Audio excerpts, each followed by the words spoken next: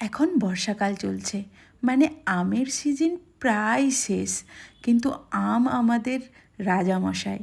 আমের স্বাদের সাথে অন্য কিছুর তুলনাই হয় না। তাই মনে হলো আম যখন বাজারে প্রায় পাওয়া যাচ্ছে না, খুব কম, সেই আম দিয়ে এমন কিছু বানাই যেটা খেতে মজাদার এবং টেস্টি হবে। তো প্রথমেই বাজার থেকে ফ্রেশ 4টে আম কিনে নিয়ে এসেছিলাম। আমগুলোর নাম ছিল চৌসা। অন্য কোনো আম এখন আর পাওয়া যাচ্ছে না, তাই এই আমগুলোই কিনলাম। এটা খুব লাল হয় না, একটু ইয়েলো আর হোয়াইট হোয়াইট টাইপের দেখতে হয়। তো আমগুলো নিয়ে এসে প্রথমে 750 গ্রাম দুধ আগে ফুটতে দিয়ে দিয়েছি, আর খুব অল্প পরিমাণ চাল নিলাম, গোবিন্দভোগ চাল, যেটা ধুয়ে ভিজতে দিয়ে দিয়েছি।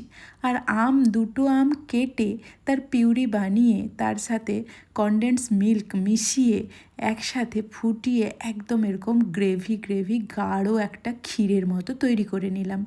আর এদিকে দুধটা যখন কমে আসবে তখন ওই ভেজানো চালটা দিয়ে ফুটিয়ে পায়েসের মতো তৈরি করে নিলাম। তৈরি করার পর যখন পুরো হয়ে আসবে, চাল সেদ্ধ হয়ে যাবে, তখন এই আমের গ্রেভিটা, মানে যেটা বানিয়ে রেখেছিলাম, সেটা দিয়ে ভালো করে নেড়ে চেড়ে মেখে দিলেই তৈরি হয়ে যাবে আমের পায়েস। এবার এটা যদি গুঁড়ো চাল দিয়ে তৈরি করতে পারো তাহলে সেটা হয়ে যাবে ম্যাঙ্গো ফিরনি।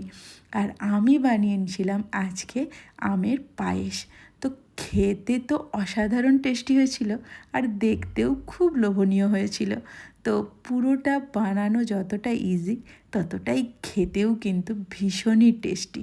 তো প্রথমে বানিয়েই সুন্দর করে সাজিয়ে নিয়েছিলাম, তারপর নিজেই টেস্ট করে দেখলাম, আহা, এই স্বাদের সত্যি কোনো তুলনা হয় না।